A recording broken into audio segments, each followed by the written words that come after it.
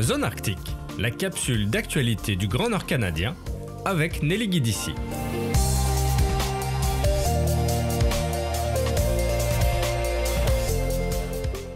Un rapport publié début août 2025 par les Premières Nations du Yukon révèle les points saillants et les actions concrètes que les gouvernements du Canada et du Yukon devraient prendre au regard de la sécurité. La défense et la sécurité des territoires canadiens doit être redéfinie et pensée en collaboration avec les Premières Nations qui vivent et connaissent le Nord. Ce rapport de 72 pages est intitulé « Défense et sécurité des Premières Nations du Yukon, priorité à la souveraineté, à la préparation et au partenariat ». Ce rapport met en relief la vision de ces Premières Nations du Yukon et des collectivités de l'Arctique en général.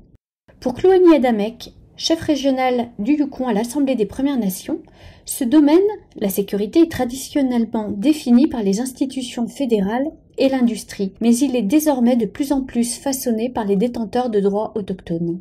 Les Premières Nations du Yukon sont déjà à l'avant-garde en matière de préparation aux situations d'urgence, d'infrastructures et de développement économique. Ce rapport invite tous les partenaires à reconnaître et à soutenir ce leadership, et pour Madame Adamek, c'est véritablement l'avenir de la défense dans le Nord qui est en jeu.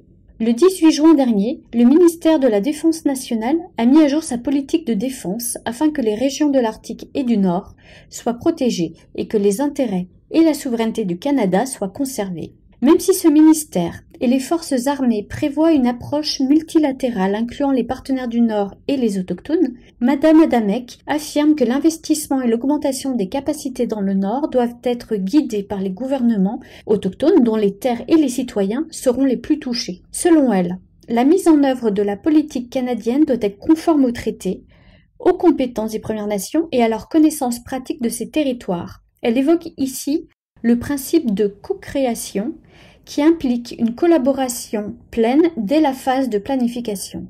Les rangers jouent un rôle fondamental mais tout à fait unique dans le Nord. Celles et ceux qui sont les yeux et les oreilles de l'armée dans les régions éloignées contribuent depuis très longtemps à la souveraineté et à la sécurité des collectivités dans lesquelles ils font partie. Alors que leur rôle est primordial dans le Nord, Madame Adamek estime cependant que les rangers ne sont pas reconnus à leur juste valeur et ont besoin de plus de reconnaissance, de soutien administratif et de ressources pour remplir leur rôle. Ils apportent non seulement une connaissance du terrain, qui est combinée à un réseau relationnel, mais aussi une expertise culturelle inégalée qu'aucune unité des forces armées du Sud ne saurait reproduire d'après elle. Renforcer les rangers, c'est renforcer à la fois la défense nationale et la sécurité communautaire selon Madame Adamek.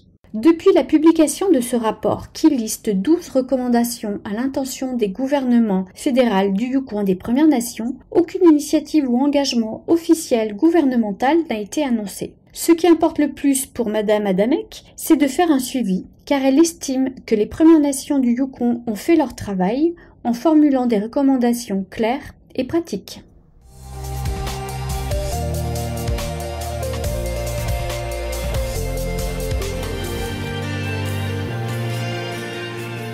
C'était Zone Arctique, la capsule d'information du Grand Nord canadien avec Nelly Guidici.